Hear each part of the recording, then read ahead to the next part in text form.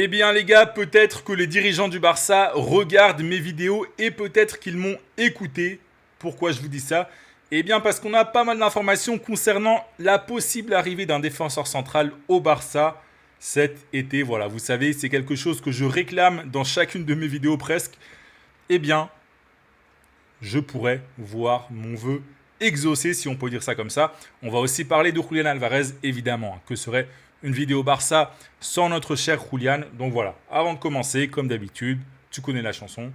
Prends tes petites pipasses, prends tes petits bonbons, prends ta boisson, like, abonne-toi, active la cloche et on est parti. On va commencer avec Julián Alvarez, avec un article de Sport qui nous explique que Arsenal ne lâche pas l'affaire. Voilà, Arsenal s'est déjà un peu cassé les dents 2 fois dans ce dossier, tout simplement parce que l'Atlético n'est pas vendeur, ou en tout cas n'était pas vendeur quand Arsenal a fait son offre, et surtout parce que Julián a dit non. Voilà, j'en ai parlé dans ma vidéo hier. Julián Alvarez, il n'est pas vraiment chaud pour revenir en Première Ligue et il ne veut que le Barça, mais Arsenal ne lâche pas l'affaire, d'accord? Arsenal, c'est des forceurs, voilà, on va pas se mentir, c'est des forceurs, donc ils vont tout faire pour recruter Julián Alvarez, même si pour l'instant c'est quand même mal parti pour nos chers londoniens.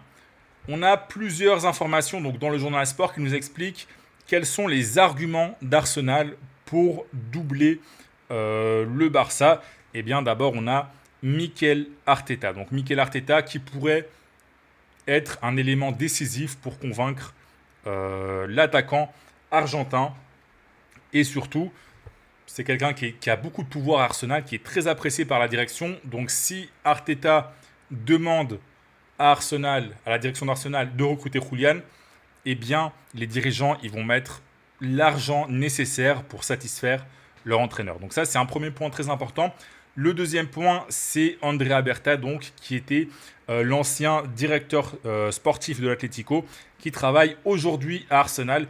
Et c'est lui qui l'avait fait venir à l'Atlético. Donc il pourrait faire la même chose cet été en le faisant venir à Arsenal. Voilà, en essayant d'être convaincant comme il l'avait été il y a 2 ans quand il bossait à l'Atlético. Et surtout, et là c'est peut-être le plus intéressant, c'est que Arsenal peut jouer avec le chrono.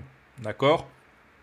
Laporta, il a multiplié les sorties médiatiques pour dire que l'offre du Barça, elle a une date d'expiration, de péremption. D'accord? Donc le Barça ne va pas attendre jusqu'à la fin août pour Alvarez. Voilà, si à partir d'un certain moment l'Atlético ne répond pas ou dit toujours non, eh bien le Barça va se tourner vers d'autres joueurs. Et voilà, Arsenal veut peut-être jouer là-dessus, donc peut-être attendre les derniers jours de mercato, espérer que le Barça se retire de ce dossier pour pouvoir le recruter. Même si voilà, vous connaissez mon avis, moi je pense qu'il finira au Barça. Voilà. Je pense que même si Arsenal lui propose 5 fois le salaire que va lui proposer le Barça, je pense qu'il finira au Barça parce que c'est il y a trop de il y a trop d'informations qui sont sorties concernant l'envie de Julián de rejoindre au Barça. Il s'est même déjà renseigné auprès de Messi, il a déjà cherché une maison à Barcelone, il rêve du Barça. Donc voilà, Arsenal peut éventuellement lui proposer un gros salaire, etc. Mais Alvarez, ça m'a quand même l'air d'être un petit coulé, comme on dit. Un petit coulé. On va quand même passer à l'information la plus intéressante de cette vidéo, selon moi. Aymeric Laporte et Cristian Romero au Barça. Alors, on en est encore très loin. Attention, quand je fais des vidéos, faut toujours un peu bien écouter parce que qu'un club s'intéresse à un joueur, ça ne veut pas forcément dire que ce club va recruter le joueur, d'accord?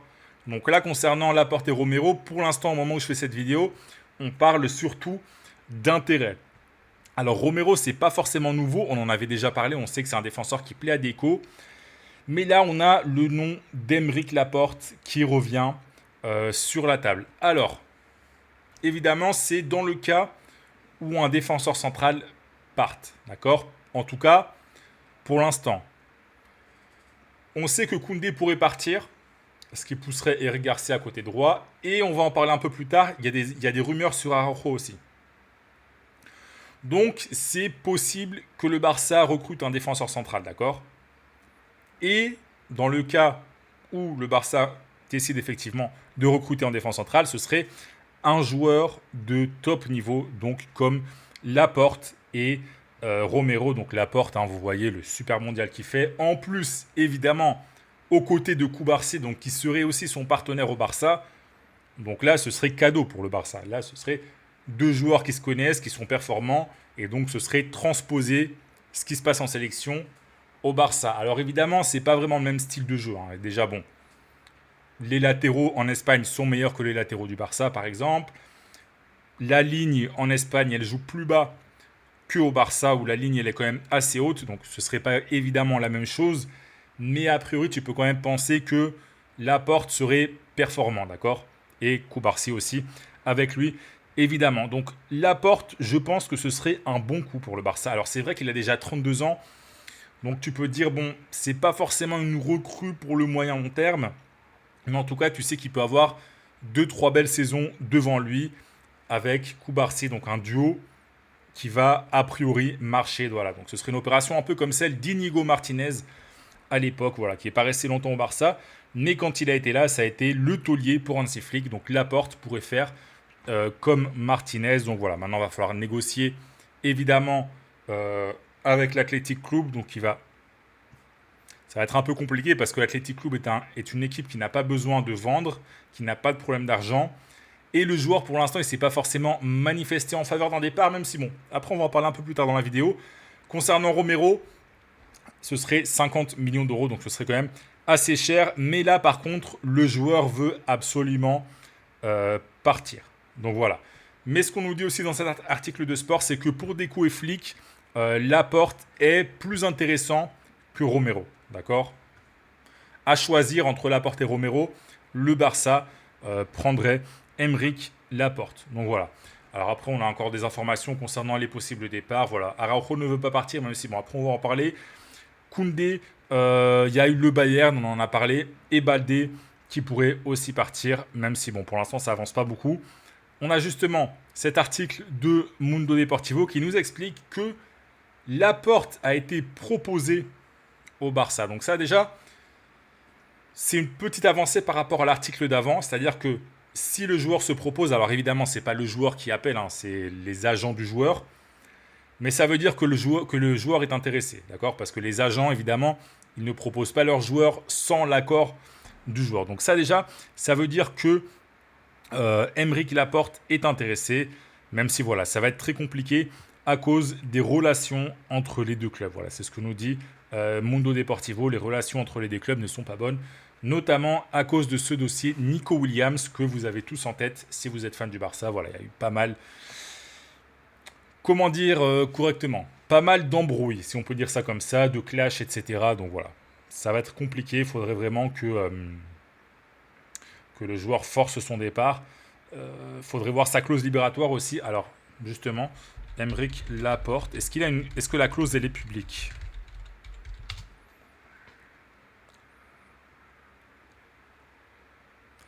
Je suis en train de voir si je trouve des informations sur la clause libératoire.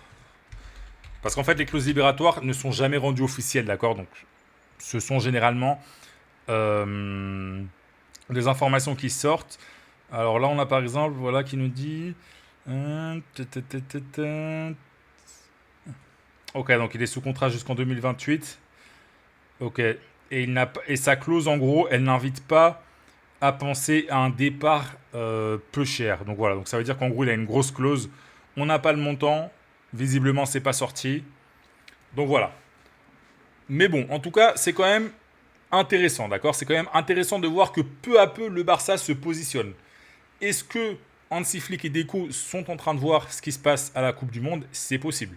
C'est possible. Et peut-être qu'ils se disent, ah bah tiens, Laporte, Cubarsí, c'est pas mal. Ah bah tiens, Cubarsí, quand il y a un grand défenseur à côté de lui, ça se passe bien. Ah bah oui, c'est sûr que... Hein, c'est sûr que bon, Gérald Martin, il est gentil, mais bon, Laporte, c'est un autre niveau. Araujo, Christensen, etc. J'en parle même pas parce que tu connais déjà mon avis. Et on a Mundo Deportivo qui nous explique que Romero, qui confirme l'intérêt du Barça pour Romero, mais que le Barça préférerait a priori un gaucher plutôt qu'un droitier, d'accord? Plutôt qu'un droitier comme Romero. Donc voilà, ce serait plutôt un profil de joueur qui joue du pied gauche que voudrait le Barça. On est sur une vidéo pratiquement 100% défenseurs centraux, hein. Araujo, en formation de Mundo Deportivo. Donc il va y avoir une réunion entre le défenseur uruguayen parce qu'en gros, tout simplement, Araujo veut savoir un peu quel sera son rôle sous Hansi Flick. Donc voilà, on a un peu le récap de ce qui s'est passé la saison dernière. C'est vrai qu'il avait joué en tant que latéral droit. Et surtout, voilà, en fonction de ce que lui dira Flick, eh bien, l'Uruguayen pourrait décider éventuellement de partir, sachant que Diego Simeone aimerait beaucoup l'avoir à l'Atlético. L'Atlético qui va perdre Jiménez et l'Anglais. Et on sait qu'on a parlé d'un possible échange de joueurs dans l'opération Julián Alvarez. Donc voilà. Est-ce que Araujo pourrait être envoyé à l'Atlético pour faire baisser le prix de Julián Alvarez? Ce ne serait pas une surprise. Voilà. Ce ne serait pas une surprise si ça arrive. Donc on va continuer. Voilà, petite information. La blessure de Frenkie de Jong pourrait changer les plans pour le recrutement au milieu. Donc ça veut dire qu'il pourrait y avoir une recrue. Et ça veut aussi a priori dire que Casado va quand même partir malgré la blessure du Néerlandais. Donc De Jong, si vous n'avez pas suivi, ça parle de 4 mois d'absence à cause d'une blessure au genou. Donc il reviendrait à la mi-novembre. Alors, comme je l'ai dit hier, c'est pas non plus sportivement, c'est pas une blessure terrible. Là, pour moi, De Jong, c'est pas un joueur indiscutable, indispensable dans ce Barça. D'ailleurs, c'est un remplaçant pour moi. D'ailleurs, pour moi, le Barça devait le vendre. Je dis devait parce que là, avec la blessure, c'est mort. Mais le Barça devait le vendre. Mais bon, c'est un joueur qui fait le nombre. Sachant que tu vas avoir un gros calendrier, que Gavi est un peu fragile, que Pedri aussi, quand même, il va avoir besoin de repos. Voilà. Tu perds quand même un joueur. Alors, Eric Garcia peut jouer au milieu aussi, etc. Bref, mais en tout cas, ce que nous dit Matteo Moreto, donc, c'est qu'il pourrait y avoir une recrue au milieu.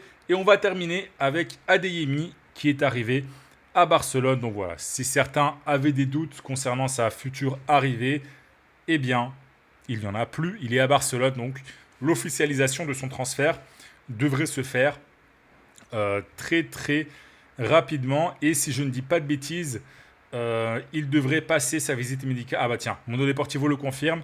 Visite médicale jeudi et ce serait annoncé aussi jeudi. Donc 22 millions d'euros plus 7 millions d'euros sous forme de bonus pour Adeyemi au Barça. Donc voilà, on a fini avec cette vidéo. Et si tu es fan du Barça, je veux ton avis sur Aymeric Laporte. Voilà. Est-ce que tu aimerais bien revoir cette charnière Aymeric Laporte, Cubarsí au Barça?